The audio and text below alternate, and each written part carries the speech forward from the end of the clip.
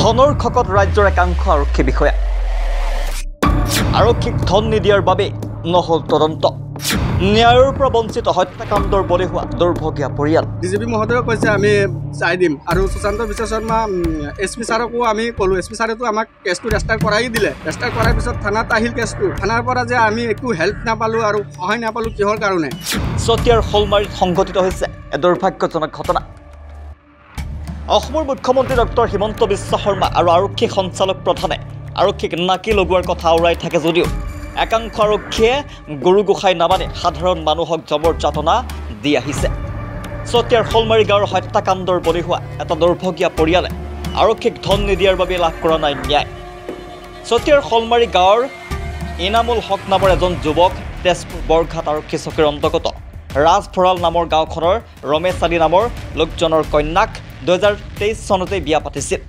বিয়াৰ পাছত শহুৱেকৰ ঘৰলৈ যাওঁতে 13 অক্টোবৰত মৃত্যু হয় ইনামুলৰ ইফালে ইনামুলৰ শহুৱেকে কয় যে আকস্মিকভাৱে ৰোগত আক্ৰান্ত হৈ ইনামুলৰ মৃত্যু হৈছে ইনামুলৰ পৰিয়ালে এয়া স্বাভাৱিক মৃত্যু নহয় বুলি অভিযোগ উত্থাপন কৰাৰ পিছতে বৰঘাট আৰক্ষী চকীত এখন এজাহাৰ দাখিল কৰিছিল যদিও গোচৰ পঞ্জীয়ন কৰা নাছিল বৰঘাট আৰক্ষী চকীৰ প্ৰবোধ চন্দ্ৰ নাথ নামৰ আৰক্ষী বিষয়াগৰাকী হত্যাকাণ্ডৰ বলি হোৱা পৰিয়ালটোৱে বৰঘাট আৰক্ষী চকীৰ এনে কাণ্ডত অতিষ্ঠ হৈ শোণিতপুৰ জিলাৰ আৰক্ষী অধীক্ষকক অভিযোগ দিছিল শোণিতপুৰৰ আৰক্ষী অধীক্ষক সুশান্ত বিশ্ব শৰ্মাক অভিযোগ দিয়াত আৰক্ষী অধীক্ষকৰ নিৰ্দেশত তেজপুৰ সদৰ থানাত এক গোচৰ পঞ্জীয়ন হৈছিল কিন্তু 5 মাহ অতিক্ৰম হ'ল তাৰ পিছতো আগনাবাঢ়িল তদন্ত বৰঘাট আৰক্ষী চকীৰ ঘোষখোৰ তদন্তকাৰী আৰক্ষী বিষয়া প্ৰবোধ চন্দ্ৰ নাথে গোচৰীয়া পক্ষক টকা দিলেহে গোচৰ আগবাঢ়িব বুলি ধমকি দি থৈছে পইচা নহ'লে একো নহ'ব বৰঘাট আৰক্ষী চকীৰ গোচৰটোৰ তদন্তকাৰী আৰক্ষী বিষয়া প্ৰবোধ চন্দ্ৰ নাথে এনে ধমক দিয়াৰ পিছতে ভুক্তভোগী পৰিয়ালে ন্যায় বিচাৰি অসমৰ আৰক্ষী সঞ্চালক প্ৰধানকো নিবেদন জনাইছে কিন্তু আজিলৈকে ন্যায় পোৱা নাই পৰিয়ালটোৱে ইনামুলৰ পৰিয়ালে অসমৰ মুখ্যমন্ত্ৰী আৰু আৰক্ষী সঞ্চালক প্ৰধানক কাটৰ আহ্বান জনাইছে যে তেওঁলোকৰ পৰিয়ালটোক ন্যায় দিয়ক ভাইটিৰ ৱাইফটো আগতে মৰিছিলে ইমামুল হকৰ 4 মাহ আগতে মানে ভাইটি মৰাৰ 4 মাহ পিছত মানে ৰাজভঁৰালত মানে ছোৱালী এটা চালে ছোৱালীটো ৰাজভঁৰাল মানে কোন জেগা এইটো তেজপুৰ ৰাজভঁৰালত ছোৱালীটো চালে আমাৰ তেওঁ চাই মানে আমাৰ ঘৰৰ মানুহ মাতি লৈ গ'লোঁ যোৱাৰ পিছত বিয়াটো মানে ঠিক হ'ল হোৱাৰ পিছত 1 তাৰিখে বিয়া ঠিক হ'ল 9 তাৰিখে আহি ছোৱালীৰ বাপেক আহি জোৰ জুলুমকৈ আমাৰ ঘৰৰ পৰা লৈ গৈ 2 দিন থাকিল 3 দিনৰ ভিতৰত ৰহস্যভাৱত ডেথ হৈ গ'ল এতিয়া কিহৰ কাৰণে মানে ডেথ হ'ল ভাল মানুহ ৰাতি 10টাত আমাৰ লগত কথা পাতিছে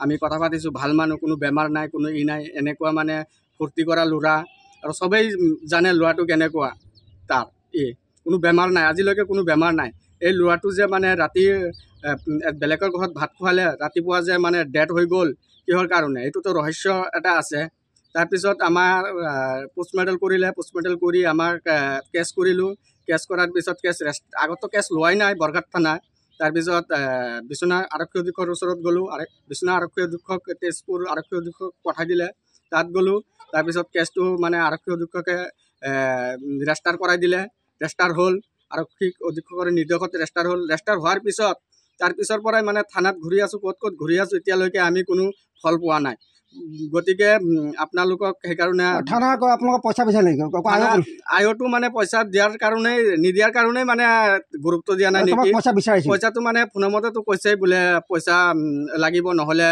আমি কেনেকৈ কাগজ পাতি পঠাম কেনেকৈ কাম কৰিম তেনেকুৱা আয়টোৰ নাম প্ৰমোদ চন্দ্ৰ নাথ আয়টোৰ নাম গতিকে আমাৰ কেছটো মানে অতি সোনকালে তদন্ত কৰিব লাগে আৰু মোৰ ভাইটি মৰাৰ পিছত আৰু বিয়াটো যে ৰহস্যজনকভাৱে বিয়াটো হৈছে আৰু তেওঁ যে ডেথো হৈছে আমাৰ সন্দেহ আছে বহুত সন্দেহ আপোনালোকৰো চাজিব যিটো মানে পোষ্টমৰ্টেমৰ ৰিপৰ্ট কিন্তু ৰিপৰ্টটোতো মানে স্পষ্টভাৱে ওলাই আছে মানে হেৰি ওলাইছে মানে ৰিপৰ্টতো মানে প্ৰয়োজন জাতীয় বস্তু ওলাইছে ৰিপৰ্টত আৰু এটা ৰিপৰ্ট বোলে ফৰেনচিকত আছে নে ক'ত আছে আমি নাজানো কিন্তু আজি 5 মাহ হৈ গ'ল এতিয়ালৈকে কেছটো তদন্ত কৰা নাই কিহৰ কাৰণে আমি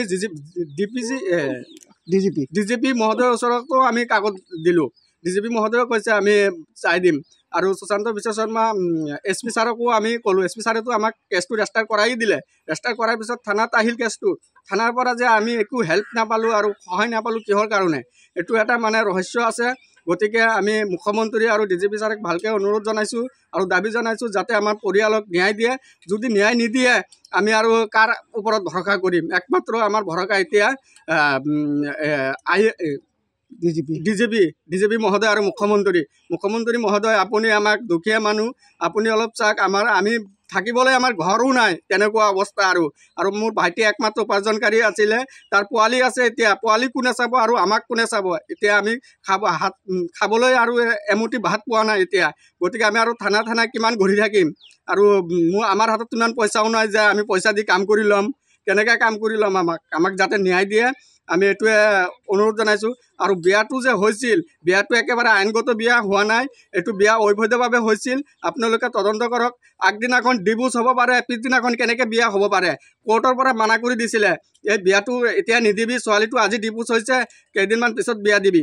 ইহঁতে 1 তাৰিখে 30 তাৰিখে ডিভোৰ্চ দিছে, 1 তাৰিখে বিয়া দিছে। আমি আগতে জনা নাই। আমাক একেবাৰে মিছাকৈ লৈ গৈ ল'ৰাটোক মানে বিয়া কৰাই দিছে। আৰু ছোৱালীটো যে মানে তাক যে আগত ফোন কৰিছিলে, ছোৱালীটোৱে এইখিনিয়ে কথা কোৱা নাই যে আমাৰ হাজবেণ্ডৰ লগত মানে ডিভোৰ্চ হোৱাই নাই এতিয়াও।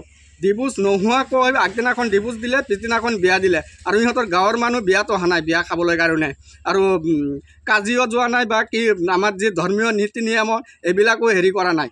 আৰু হেৰি কৰি মানে আমি যে মানুহ আমাৰ লগত গৈছিল, তাৰ পৰা মানুহ এটা লৈ খালি আমাৰ কলিমাটো পৰাই মানে বিয়া দি দিছে। কোনো মানে কাজিৰ মানে কোনো আইনগত মানে বিবাহ, যিটো বিবাহ হয়, এই আইনগত কোনো বিবাহ তাত হোৱা নাই, কিন্তু অবৈধভাৱে বিয়া হৈছে। বিয়া হোৱাৰ 9 দিন পিছত এটা মানুহ কেনেকৈ মানে ঢুকাব পাৰে, কেনেকৈ মৰিব পাৰে? তাত জোৰ জুলুমকৈ। আৰু মই কৈছিলোঁ বোলে মোৰ ভাইটিক এতিয়া নিব নালাগে, যদি যাব লাগে আমি লগত যাম, লগত গৈ বোৱাৰীক লগত লৈ আহিম আৰু ভাইটিক ফুৰাই আনিম। তেনেকুৱা কোৱাৰ অৱস্থাটো তাৰ শহুৰ আৰু তাৰ লগত 2জন মানুহ আহিছিলে, ৰহস্যভাৱক মানে আমাক ইংগিত দি গৈছিলে যে তোমাৰ ভাইটিক লৈ গৈ এবাৰ খাহী কাটি তোমাৰ ভাইটিক খুৱাম বুলি কৈছে। লৈ গৈ যোৱাৰ পিছত ইমান ৰাতি আমাৰ লগত কথা পাতি আছে। যিদিনাখন মানে ৰাতিপুৱা ডেথ হৈছে, সেইদিনাখন ৰাতি আমাৰ লগত 10টালৈকে কথা পাতিছে। বোলে মোৰ কালি আহিবা তোমালোকে সোনকালে। আমি শুকুৰবাৰৰ দিনা, এদিন 1 তাৰিখ আছিল, আমি যাম গুচি আনিবৰ কাৰণে। তাক ৰাতিপুৱাই ডেথ হৈ গ'ল। কেনেকৈ ডেথ হৈ গ'ল এইটো ৰহস্যজনকভাৱে তেওঁ প্লেনিং কৰি তেওঁক মাৰ্ডাৰ কৰিছে।